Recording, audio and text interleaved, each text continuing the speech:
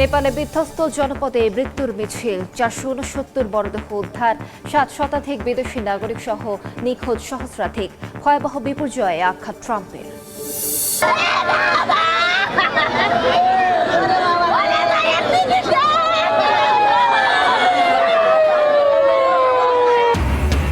Saudi আরবে নিহত 9 জনের জানাজায় মানুষের ঢল। নওগাঁয় 7 মরদেহের দাফন দুপুরে।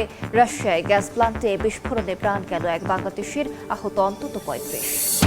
সামরিক সক্ষমতা বাড়াতে চীনা যুদ্ধবিমান J-10CE কেনার পরিকল্পনা। খরচ হবে $200 কোটি। ভারতের উদ্বিগ্ন হওয়ার কারণ দেখছেন না নিরাপত্তা বিশ্লেষক। পাঠ্য বইয়ে যুক্ত হচ্ছে বেগম খালেদা জিয়ার অবদান, থাকছে সিপাহী জনতার বিপ্লবের ইতিহাস। বাংলা বইয়ে পড়ানো হবে তৃতীয় ভাষা, শিক্ষাক্রম যুগোপযোগী করার তাগিদ। এবং ছুটির দিনে রাজধানীর বাজারে সবজির দাবি চড়া। অভিযোগ ক্রেতার, উচ্চ মূল্যে স্থিতিশীল আটা, ময়দা, চিনির দর কমেছে ডিম, মুরগির দাম।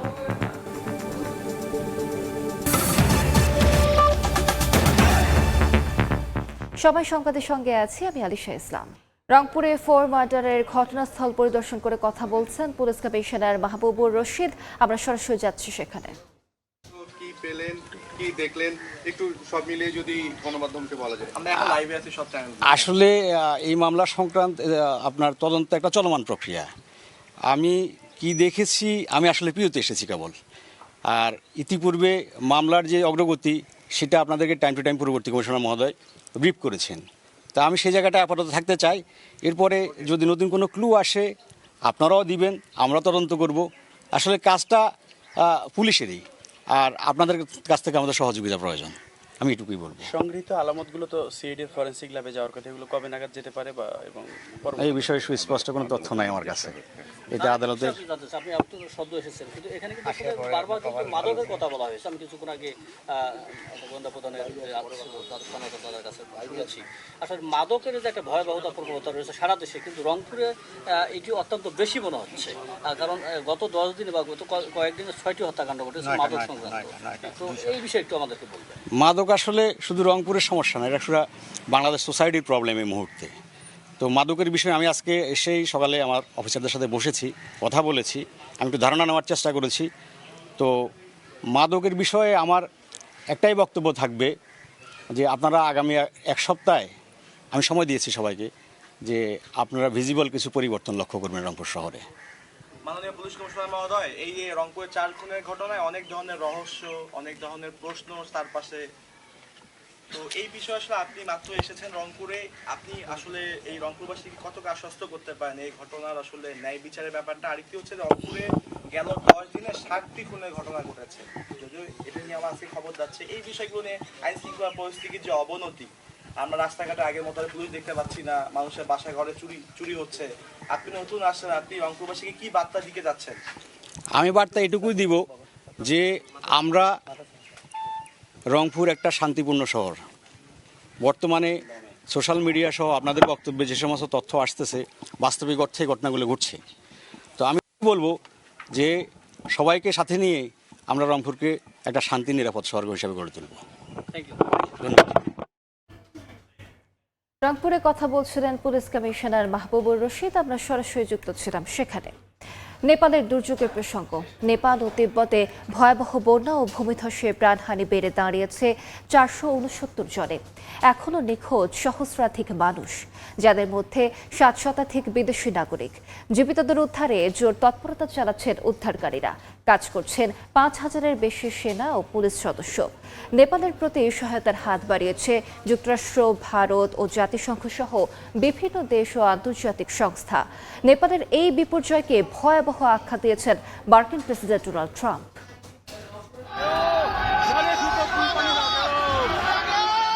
মুহূর্তে বদলে গেছে হিমালয়ের দুর্গম জনপদ। পাহাড় থেকে নেমে আসা কাদা, পাথর আর বরফের বিশাল স্রোতে চোখের পলকে ভেসে গেছে ঘরবাড়ি, সড়ক, সেতু ও বিদ্যুৎ অবকাঠামো। বিধ্বস্ত জনপদে জীবিতদের খুঁজতে দিনরাত চলছে উদ্ধার অভিযান। তবে বানের স্রোতে যোগাযোগ অবকাঠামো ধ্বংস হওয়ায় দুর্গত এলাকায় পৌঁছানো কঠিন হয়ে পড়েছে। উদ্ধার তৎপরতায় কাজ করছেন 5000-এর বেশি সেনা ও পুলিশ সদস্য। এদিকে ভয়াবহ পাহাড়ি ঢলে নেপাল ও তিব্বতে সৃষ্ট বন্যা ও ভূমিধসে বেড়েই চলেছে প্রাণহানি। শত শত মানুষের মৃত্যুর পাশাপাশি এখনও নিখোঁজ অনেকে। প্রাণহানি আরও বাড়ার শঙ্কা স্থানীয় প্রশাসনের। স্রোতের তোড়ে ভেসে যাওয়া মরদেহ বন্যা কবলিত এলাকা থেকে কয়েকশো কিলোমিটার দূরের ভাটি অঞ্চল থেকেও উদ্ধার করা হচ্ছে। স্থানীয় দুর্যোগ কর্তৃপক্ষ জানিয়েছে, বন্যার উৎসস্থলে তৈরি হওয়া একটি হ্রদের পানি বাড়ছে, যা ভেঙে গেলে নতুন করে বড় বিপর্যয়ের আশঙ্কা রয়েছে। নেপাল সরকারের হিসেবে নিখোঁজ থাকা পর্যটকদের বেশিরভাগই ভারতীয়। খোঁজ মিলছে না যুক্তরাষ্ট্র, যুক্তরাজ্য, অস্ট্রেলিয়া ও কানাডার নাগরিকদেরও। ভারতের পররাষ্ট্র মন্ত্রণালয়ের তথ্য অনুযায়ী সেখানে তাদের দেশের কয়েকজন একটি বিদ্যুৎ প্রকল্পে কর্মরত ছিলেন।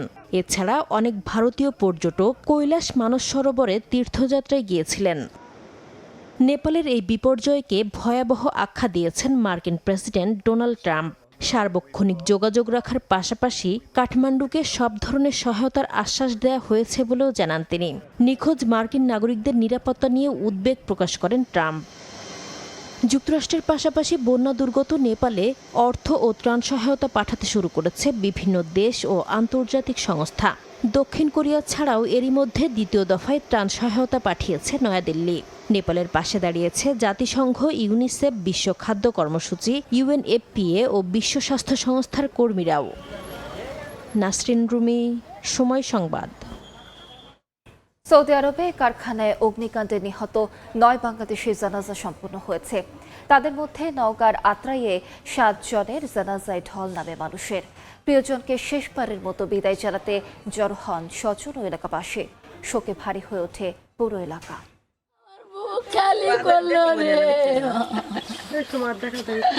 পরিবারের সচ্ছলতা ফেরাতে গিয়েছিল সৌদি আরবে, কিন্তু ভাগ্যের নির্মম পরিহাসে দেশে ফিরল নিথর দেহ। সৌদি আরবে অগ্নি দুর্ঘটনার 20 দিন পর 9 বাংলাদেশির লাশ গ্রামের বাড়িতে পৌঁছালে তৈরি হয় হৃদয় বিদারক দৃশ্য। নিহতদের মধ্যে 7 জনের বাড়ি নওগাঁর আত্রাই উপজেলায়। গন্ডগোহালী গ্রামের 2 ভাই মোহন ও সুমনকে হারিয়ে পাগল প্রায় বাবা মা। স্বজনদের আহাজারিতে এলাকায় শোকাবহ পরিবেশ। আর্থিক অবস্থা ভালো ছিল না, এখন বর্তমানে একটা ঘর যে আছে সে থাকার মতন সেরকম পরিবেশও করতে পারেনি। এখন আছে ছোট ছোট 2টা বাচ্চা আছে, মাও আছে 2টা, একটা বউ আছে। এদের খাওয়ার আর কোনো ইয়ে নেই, এদেরকে এখন কে দেখবে? যারা প্রবাসী যায় তাদের আসলে কিছু থাকেই না, অনেক কষ্ট করেই যায়। এই জন্য পরিবারের পাশে দাঁড়ানো সরকারের অবশ্যই প্রয়োজন। এখন বাংলাদেশ সরকার থেকে যদি এবং উপজেলা পরিষদ থেকে যদি কোনো অনুদান আসে, কিছু দেয়, তাহলে সেই পরিবারটা আর্থিকভাবে চলতে হবে। শুক্রবার সকালে আত্রাই মোল্লা আজাদ মেমোরিয়াল কলেজ মাঠে 7 জনের জানাজা অনুষ্ঠিত হয়। অংশ নেন হাজারো মানুষ। পরে মরদেহগুলো পরিবারের কাছে হস্তান্তর করা হয়। এদিকে নাটোরের নলডাঙ্গার রবিউল আউয়ালের বাড়িতেও শোকের মাতম। পরে সকালে স্থানীয় স্কুল মাঠে জানাজায় অংশ নেন শত শত মানুষ। পরে স্থানীয় কবরস্থানে দাফন করা হয় তাকে। রাজশাহীর বাগমারায় শ্যামল উদ্দিনের জানাজায় অংশ নেন গ্রামের মানুষ। পরে তাকে পারিবারিক কবরস্থানে দাফন করা হয়। এর আগে সৌদি আরবে সোফা কারখানায় অগ্নিকাণ্ডে গত 9 আগস্ট 9 বাংলাদেশি প্রাণ হারান। বৃহস্পতিবার দেশে আনা হয় তাদের মরদেহ। তানজিল হাসনাত, সময় সংবাদ। রাশিয়ার আমুর অঞ্চলের একটি গ্যাস প্ল্যান্টে বিস্ফোরণ ও অগ্নিকাণ্ডে নিহত 15 কর্মীর মধ্যে একজন বাংলাদেশি বলে নিশ্চিত করেছে পররাষ্ট্র মন্ত্রণালয়। এই ঘটনায় আহত হয়েছেন অন্তত 35 বাংলাদেশি। স্থানীয় সময় মঙ্গলবার রাশিয়ার চীনা সীমান্তবর্তী আমুর অঞ্চলে গ্যাস প্ল্যান্টে বিস্ফোরণের পর আগুন ছড়িয়ে পড়ে। এতে বাকি 14 জনের সঙ্গে নিহত হন প্রবাসী বাংলাদেশি জাকির হোসেন। বৃহস্পতিবার রাতে পররাষ্ট্র মন্ত্রণালয় জানায়, নিহত জাকির কিশোরগঞ্জের ভৈরবের বাসিন্দা। আহত বাংলাদেশি কর্মীদের মধ্যে 6 জন আইসিইউতে চিকিৎসাধীন। এছাড়া মেহেরপুরের গাংনীর বাসিন্দা মোহাম্মদ আলাল হোসেন রাজু এখনও নিখোঁজ। আহতদের চিকিৎসা, নিখোঁজ কর্মীর সন্ধান এবং জাকির হোসেনের মরদেহ দেশে ফেরাতে রুশ কর্তৃপক্ষের সঙ্গে সার্বক্ষণিক যোগাযোগ রাখছে পররাষ্ট্র মন্ত্রণালয় ও বাংলাদেশ দূতাবাস।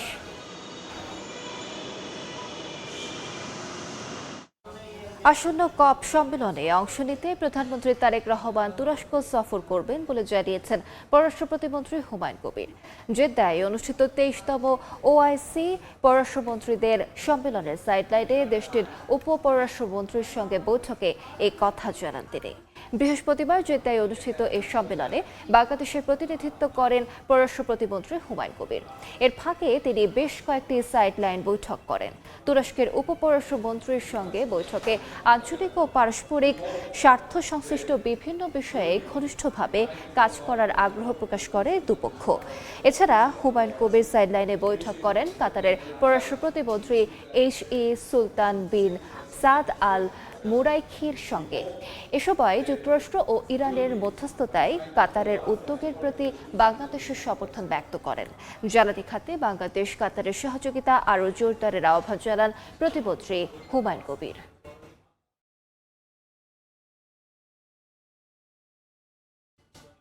দেশের সর্বোচ্চ আদালত সুপ্রিম কোর্টে 18,000 আইনজীবী থাকলেও যোগ্য আইনজীবীর সংখ্যা কম বলে মন্তব্য করেছেন আইনমন্ত্রী মোহাম্মদ আসাদুজ্জামান। তিনি বলেন, সারা দেশে 80,000 আইনজীবী থাকলেও তাদের কোনো প্রশিক্ষণের ব্যবস্থা নেই। তবে বর্তমান সরকার প্রশিক্ষণ নিশ্চিত করার উদ্যোগ নিয়েছে বলেও জানিয়েছেন আইনমন্ত্রী। সকালে ইউনিভার্সিটি অব এশিয়া প্যাসিফিকের আইন বিভাগের নতুন আইনজীবীদের সংবর্ধনা অনুষ্ঠানে এই কথা বলেন তিনি।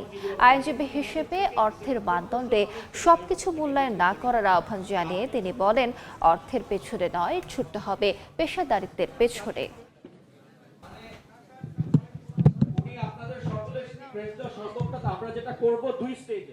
সুপ্রিম কোর্টে প্রায় 18,000 আইনজীবী, ভালো ড্রাফটিং করা আইনজীবী কত পার্সেন্ট আছে আমি নিজে বলতে পারবো না, আমার নিজেরই খুব খারাপ লাগবে বলতে। This is the bitter reality. আপনাকে পড়ালেখা করতে হবে, পড়ালেখার বিকল্প কোনো পথ আইনজীবী হওয়ার জন্য নেই। বাংলাদেশে প্রায় 80,000 আইনজীবী আছে। এই 80,000 আইনজীবীর কিন্তু ট্রেনিংয়ের কোনো ব্যবস্থা নাই। এবছর থেকে আমরা ট্রেনিংয়ের দিকে ধাবিত হচ্ছি। চীনের কাছ থেকে 20টি জেট-10C যুদ্ধবিমান কিনতে যাচ্ছে বাংলাদেশ। সেজন্য একটি চুক্তির খসড়াও প্রস্তুত হয়েছে। এমন উদ্যোগের ভূ রাজনৈতিক প্রভাব নিয়ে চলছে আলোচনা। বিশেষজ্ঞরা বলছেন, দেরিতে হলেও জে-10 কেনা সঠিক সিদ্ধান্ত। এতে সক্ষমতা বাড়বে বিমান বাহিনীর। প্রতিবেশী দেশের এ নিয়ে উদ্বিগ্ন হওয়ার কারণ নেই বলেও মত বিশ্লেষকদের। আব্দুল্লাহ শাফির প্রতিবেদন। বাংলাদেশের বিমান বাহিনীর আধুনিকায়ন এখন সময়ের দাবি, কারণ বাহিনীর সরঞ্জামের বড় অংশ এখনও অপেক্ষাকৃত পুরনো। ফলে আধুনিক মাল্টিরোল ফাইটার, উন্নত রাডার, নেটওয়ার্ক ভিত্তিক যুদ্ধ সক্ষমতা বাড়ানো সামরিক পরিকল্পনার স্বাভাবিক অংশ। সম্প্রতি প্রধানমন্ত্রীর তথ্য উপদেষ্টা জানান, চীন থেকে জে-10 যুদ্ধবিমান ক্রয় প্রক্রিয়া এগিয়ে যাচ্ছে এবং কেন জে-10 কেনা হচ্ছে তার একটা ব্যাখ্যাও তিনি দিয়েছেন। ভারত পাকিস্তানে যখন যুদ্ধ হচ্ছে, ভারতের ডেসল রাফাল ডাউন হয়েছিল এবং সেটা করেছিল চাইনিজ জে-10। প্রতিরক্ষা বিষয়ক ওয়েবসাইট দ্য ওয়ার জোনের তথ্য অনুযায়ী চীনের তৈরি জে-10 ভিগোরাস ড্রাগন চতুর্থ প্রজন্মের বহুমাত্রিক যুদ্ধবিমান। সুপারসনিক গতির এই যুদ্ধবিমান একই সঙ্গে আকাশযুদ্ধ, স্থল ও সমুদ্রের লক্ষ্যবস্তুতে ও শত্রুর রাডার ও যোগাযোগ ব্যবস্থায় আঘাত হানতে সক্ষম। এই সিদ্ধান্তকে সময়োপযোগী জানিয়ে বিশ্লেষকরা বলছেন, জাতীয় নিরাপত্তার জন্য সামরিক সক্ষমতা বাড়ানোর প্রক্রিয়া বহু বছর ধরে ব্যাহত হয়েছে। চীনের সাথে যে ধরনের আলোচনাগুলি বাংলাদেশ করছে সেটা বাংলাদেশের জাতীয় স্বার্থের সাথে সামঞ্জস্যপূর্ণ। সুতরাং সেই জায়গাতে আসলে ব্যত্যয় ঘটানোর কোনো জায়গা নেই। এখন আমি মনে করি যে সরকার একটা সঠিক সমন্বিত পথে আছে। গত 30 বছর আপনাকে বললাম যে ওই 8টা মিগ-29 পরে আজ পর্যন্ত কোনো কেনা হয়নি। যদি কেনা হয়, এটা ডেফিনেটলি বিমান বাহিনীর সক্ষমতাকে বৃদ্ধি করবে। তবে চীন থেকে বাংলাদেশের সমরাস্ত্র কেনাকে ভারত কিভাবে নেবে তা নিয়ে নানা মহলে আলোচনা হচ্ছে। এই আন্তর্জাতিক সম্পর্ক বিশ্লেষক মনে করেন, দুই দেশের সম্পর্কের সোনালী সময়েও বাংলাদেশের জাতীয় নিরাপত্তার ঘাটতি ছিল। তাই বাংলাদেশের সক্ষমতা তৈরির ক্ষেত্রে তাদের উদ্বিগ্ন হওয়ার যৌক্তিক কোনো কারণ নেই। জাতীয় নিরাপত্তার যে গ্যাপগুলি আছে সেগুলিতে পূরণ করার ক্ষেত্রে সক্ষমতা দেখাতে পারতেন, নিশ্চয়ই বাংলাদেশ তাদের সাথে সহায়তা করতে। এখন তাদের নিজেদেরই যখন সক্ষমতা নেই, সুতরাং বাংলাদেশের সক্ষমতা প্রণয়নের ক্ষেত্রে তাদের আসলে উদ্বিগ্ন হওয়াটা মোটেও কোনো যৌক্তিক কিছু না। চাইনিজ কিনলে ভারত বেজার হবে, তো সেটা সত্য নয়। এই জন্য যে আমরা অতীতে তো কিনেছি চাইনিজ F-7 আমরা কিনেছি না। জে-10CE কিনতে সরকারকে গুনতে হবে 220 কোটি মার্কিন ডলার, শোধ হবে 10 বছরে। এর পাশাপাশি আছে রক্ষণাবেক্ষণের খরচও। অর্থনৈতিক সংকটের মধ্যে এই চাপ সামাল দেয়াকে চ্যালেঞ্জ হিসেবে দেখছেন এই নিরাপত্তা বিশ্লেষক। বর্তমানে যে অর্থনৈতিক অবস্থা বাংলাদেশের, যে এত বড় একটা ভেঞ্চার তারা করতে পারবে কিনা, যদি তারা পারে ইট ইজ ভেরি গুড। অর্থনীতির যে যুক্তিটা বারবার দেওয়া হয় সেটার যেমন একটা ভ্যালু আছে বটে, কিন্তু নিরাপত্তার ক্ষেত্রে এই জায়গাতে আমার মনে হয় যে দুটাকে একসাথে মেলানোটা ঠিক হবে না। সমরাস্ত্র কেনার ক্ষেত্রে পশ্চিমা ভূ রাজনৈতিক সমীকরণের বিষয়টিও মাথায় রাখার পরামর্শ বিশ্লেষকদের। আব্দুল্লাহ শাফি, সময় সংবাদ, ঢাকা। গণতন্ত্রের জন্য সাবেক প্রধানমন্ত্রী বেগম খালেদা জিয়ার অবদান যুক্ত হচ্ছে পাঠ্য বইয়ে। সেই সঙ্গে ষষ্ঠ থেকে অষ্টম শ্রেণীর বাংলাদেশ ও বিশ্ব পরিচয় বইয়ে যুক্ত করা হচ্ছে 7 নভেম্বরের সিপাহী জনতার বিপ্লবের ইতিহাসও। যোগ হচ্ছে তৃতীয় ভাষাও। এছাড়া বীরশ্রেষ্ঠদের জীবনী ও মুক্তিযুদ্ধের ব্রিগেড ফোর্সের ইতিহাসও যুক্ত করা হচ্ছে পাঠ্যক্রমে। আধুনিক শিক্ষাক্রমের পাশাপাশি মূল্যায়ন পদ্ধতিও যুগোপযোগী করার তাগিদ দিচ্ছেন খাত সংশ্লিষ্টরা। নূরে আলম জানাচ্ছেন বিস্তারিত। প্রধানমন্ত্রী তারেক রহমানের নেতৃত্বে বর্তমান সরকার দায়িত্ব নেয়ার পরই শিক্ষাক্রম পরিমার্জনের কাজ শুরু করে শিক্ষা মন্ত্রণালয়। সম্প্রতি এই পরিমার্জনের চূড়ান্ত অনুমোদন দিয়েছে জাতীয় শিক্ষাক্রম সমন্বয় কমিটি। আগামী বছর চতুর্থ শ্রেণীতে বাংলাদেশের সংস্কৃতি এবং খেলাধুলা বই, ষষ্ঠ শ্রেণীতে লার্নিং উইথ হ্যাপিনেস এবং কারিগরি ও বৃত্তিমূলক শিক্ষা বই চালু হচ্ছে। আমরা শিক্ষাক্রমটা পরিমার্জন করে এই জিনিসগুলো কিন্তু পরবর্তী শিক্ষাক্রমের মধ্যেই চলে যাবে। মানে আমরা এখন যেটা করছি এটা একটু অ্যাডভান্স কাজ, কিন্তু পরবর্তী শিক্ষাক্রমের মধ্যে এই জায়গাগুলো এই কারিকুলামটা অলরেডি বানিয়ে আমরা প্রণয়ন করে তারপরে এটা পরবর্তী শিক্ষাক্রমের রিভিশন যখন হবে তখন সেখানে অ্যাডজাস্ট করে দেওয়া হবে। এর বাইরে বইয়ে নতুন বিষয়বস্তু যোগ করে ষষ্ঠ থেকে নবম শ্রেণী পর্যন্ত তথ্য ও যোগাযোগ প্রযুক্তি বইয়ের অনুমোদন হয়েছে। ষষ্ঠ শ্রেণীর বাংলা বইয়ে তৃতীয় ভাষা, একই শ্রেণীতে বাংলাদেশ ও বিশ্ব পরিচয় বইয়ে বীর শ্রেষ্ঠদের জীবনী অন্তর্ভুক্ত হচ্ছে। অষ্টম শ্রেণীর বাংলা বইয়ে মুক্তিযুদ্ধের ব্রিগেড ফোর্সের ইতিহাস থাকছে। ষষ্ঠ থেকে অষ্টম শ্রেণীর বাংলাদেশ ও বিশ্ব পরিচয় বইয়ে 7 নভেম্বরের সিপাহী জনতার বিপ্লবের ইতিহাস যোগ হচ্ছে। অষ্টম এবং নবম শ্রেণীর বাংলাদেশ ও বিশ্ব পরিচয় বইয়ে 90-এর গণ অভ্যুত্থানে সাবেক প্রধানমন্ত্রী বেগম খালেদা জিয়ার অবদান যুক্ত হচ্ছে। 91 যে নির্বাচন অথবা গণতান্ত্রিক প্রক্রিয়ায় যে উত্তরণ, সেখানে দেশনেত্রী বেগম খালেদা জিয়ার অবদানটা আমরা সবাই জানি, যেটা এতদিন অনুপস্থিত ছিল। আমরা চেষ্টা করেছি সেটা তুলে আনতে। শিক্ষা সংশ্লিষ্টরা বলছেন শিক্ষাক্রমকে আধুনিক করতে হবে, সেই সঙ্গে মূল্যায়ন পদ্ধতিকেও যুগোপযোগী করতে হবে। ইমপ্লিমেন্টেশনের জন্য যারা আমাদের স্টেক হোল্ডার আছেন, যারা শিক্ষা বিশেষজ্ঞ আছেন, যারা শিক্ষক, শ্রেণীকক্ষে পাঠদান করেন, অভিভাবক, এদের সাথে একটু আলোচনা করে তাদের সাথে মত বিনিময়ের মধ্য দিয়ে আগামী দিনের এমন একটা কারিকুলাম তৈরি করা উচিত। পাণ্ডুলিপি যেন নির্ভুল হয় সেজন্য এনসিটিবিকে সর্বোচ্চ সতর্ক থাকার আহ্বান শিক্ষা গবেষকদের। নূরে আলম, সময় সংবাদ, ঢাকা। এবার বাণিজ্য সংবাদ।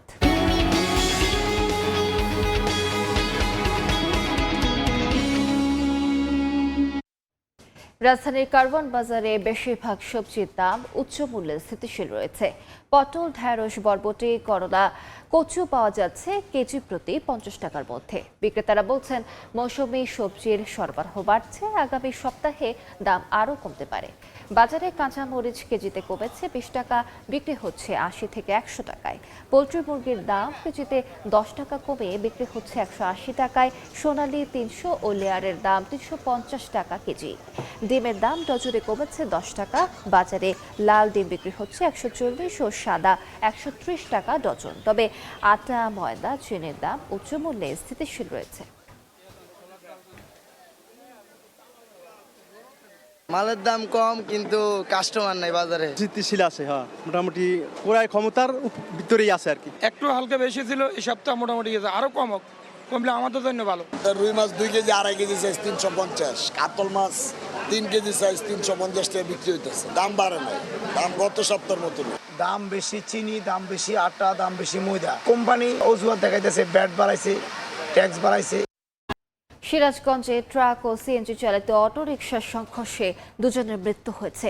এ সময় আহত হয়েছেন একজন। ভোরে যাত্রী নিয়ে একটি সিএনজি অটোরিকশা ভদ্রঘাট থেকে সিরাজগঞ্জ শহরে যাচ্ছিল। পথে বহুতি এলাকায় রাস্তার পাশে দাঁড়িয়ে থাকা একটি ট্রাকের পেছনে নিয়ন্ত্রণ হারিয়ে ধাক্কা লাগে। এতে ঘটনাস্থলে সিএনজি অটোরিকশা চালক সহ 2 জন নিহত হন, আহত হন 1 জন। ঘটনার পর ট্রাকটি পালিয়ে যায়। হতাহতদের সদর হাসপাতালে পাঠিয়েছে পুলিশ ও স্থানীয়রা। থানা পুলিশ, সিআইডি, ডিবির পর পিবিআই। 14 বছরেও দোহারের সাদ্দাম অপহরণ রহস্যের কুল কিনারা পায়নি 4 সংস্থা। গ্রেফতার 8 আসামির 2 জন খুনের স্বীকারোক্তি দিলেও মেলেনি লাশের হদিস। রহস্য উদ্ঘাটন করে জড়িতদের দৃষ্টান্তমূলক শাস্তির আশায় ভুক্তভোগীর পরিবার। বুলবুল রেজা রিপোর্ট। ছেলেটা যদি মাইরে থাকে তাহলে আমার ছেলের লাশটা কোথায়? এটা অনেক সংস্থা তদন্ত করছে, কিন্তু আদৌ পর্যন্ত তদন্ত রিপোর্টে এই জিনিসটা উঠে আসে নাই যে সাদ্দাম কি আজও পর্যন্ত কি মৃত না জীবিত। ঢাকার দোহার উপজেলার নারিশা ইউনিয়ন পাশ দিয়ে বয়ে গেছে পদ্মা নদী। নারিশা গ্রামের হিরণ ফকির ও ইসমাইল আকন একই গ্রামের 23 বছরের যুবক তামিম আহমেদ সাদ্দামকে যাত্রাপালা দেখতে নিয়ে যান পদ্মার চরে। তারপর কেটে গেছে প্রায় 14 বছর, আজও বাড়ি ফেরেনি সাদ্দাম। দুদিন পর সাদ্দামের মায়ের মোবাইলে অজ্ঞাত নম্বর থেকে ফোন আসে। দাবি করা হয় 22 লাখ টাকা মুক্তিপণ। দোহার থানায় জানানোর পর অভিযানে নামে পুলিশ। অনেক রাত্রে টেলিফোন করছে, যদি সাদ্দাম আছে তোরা 22 লক্ষ টাকা নেয়, এদিক সেদিক করো তারা ছেলে পাবি না। তা আমরা গেলাম থানায়, আর তো কোথাও যাওয়ার জায়গা নেই। এ ঘটনায় পাবনা থেকে 2 জনকে গ্রেফতারের পর আদালতে স্বীকারোক্তি দেয় 1 জন। এতে জড়িতদের নাম উঠে আসলেও সাদ্দামের হদিস পায়নি পুলিশ। বাদীর আবেদনে মামলার তদন্তে আসে সিআইডি। আবুল কাশেম মণ্ডল সহ 3 জনকে গ্রেফতার করে সিআইডি। 2016 সালে 12 জনের বিরুদ্ধে অভিযোগপত্র দেয় সংস্থাটি, যদিও ভিকটিমের পরিণতি রয়ে যায় অন্ধকারে। বাদীর নারাজিতে মামলা যায় ডিবিতে। গোয়েন্দা পুলিশের তদন্তে বেরিয়ে আসে আসামিরা সবাই সর্বহারা পার্টির সদস্য। চরাঞ্চলে বিভিন্ন অপরাধমূলক কর্মকাণ্ডে জড়িত চক্রটি। তদন্তে প্রতীয়মান হয় মুক্তিপণের টাকা না পেয়ে সাদ্দামকে খুন করা হয়েছে। খুন করা হলে লাশ কোথায়? এবারও নারাজিবাদীর তদন্তে পিবিআই। আসামি 164-এ কিন্তু অনেকে জবানবন্দি দিচ্ছে, কিন্তু আদৌ পর্যন্ত তদন্ত রিপোর্টে এই জিনিসটা উঠে আসে নাই যে সাদ্দাম কি আজও পর্যন্ত কি মৃত না জীবিত। 2019 সালে সম্পূরক অভিযোগপত্র দাখিল করে পিবিআই। একই চিত্র এবারও, হদিস নেই লাশের। বাদীর আবেদনে ফের অধিকতর তদন্তে পিবিআই। আমার ছেলেটা যদি মাইরে থাকে তাহলে আমার ছেলের লাশটা কোথায়? আর আমার ছেলের এই মারার জন্য মেন হোতা কে? আমার ছেলের তদন্ত যা হওয়ার কথা তা আমি পাইতেছি না। অভিযোগপত্র এবং সম্পূরক অভিযোগপত্রে উঠে এসেছে সাদ্দামকে খুন করা হয়েছিল, কিন্তু এখনো অনেকগুলো বিষয় সুরাহা হয়নি। কারা হত্যায় জড়িত ছিল, কেন খুন করা হয়েছিল এবং খুন করার পর লাশ কোথায় গুম করা হয়েছিল।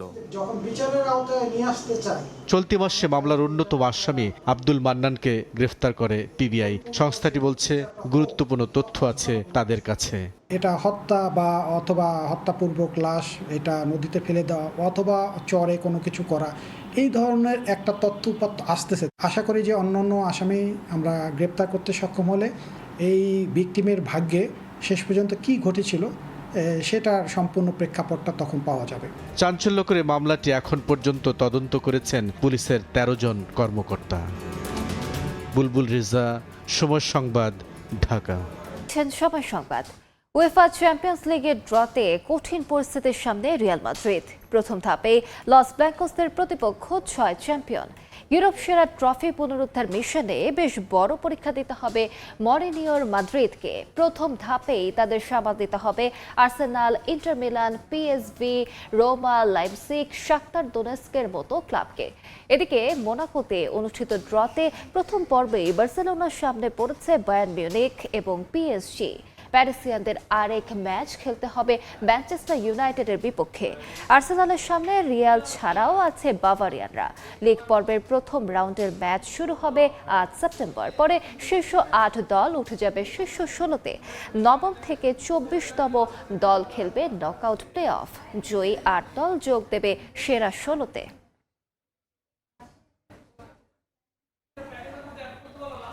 লা লিগায় টানা দ্বিতীয় জয় তুলে নিয়েছে বার্সেলোনা। অ্যাথলেটিক ক্লাবকে 2-0 গোলে হারিয়েছে কাতালানরা। ক্যাম্প নিউতে ম্যাচের শুরু থেকেই দাপট দেখায় হ্যান্সি ফ্লিকের শিষ্যরা। তবে একাধিক আক্রমণ করেও প্রতিপক্ষের গোলরক্ষক উনাই সিমনের হাত ফাঁকি দিতে পারেননি ইয়ামালরা।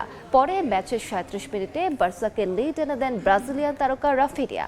এরপরও একাধিক আক্রমণ করে হ্যান্সি ফ্লিকের দল পরে দ্বিতীয়ার্ধের 82 মিনিটে ফার্মিন লোপেজের গোলে 2 গোলে এগিয়ে যায় স্বাগতিকরা। শেষ পর্যন্ত তাতেই জয় পায় বার্সেলোনা। আর এ জয়ে লা লিগায় নিজেদের মাঠে টানা 20 ম্যাচে অপরাজিত কাতালানরা।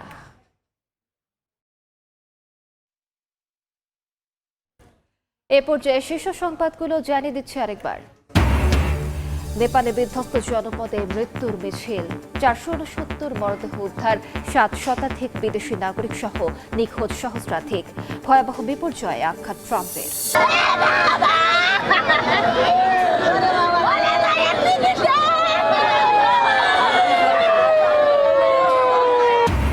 সৌদি আরবের নিহত 9 জনের জানাজায় মানুষের ঢল। নওগাঁয় 7 মরদেহের দাফন দুপুরে। রাশিয়ায় গ্যাস প্লান্টে বিস্ফোরণে প্রাণ গেল এক বাংলাদেশির, আহত অন্তত 35।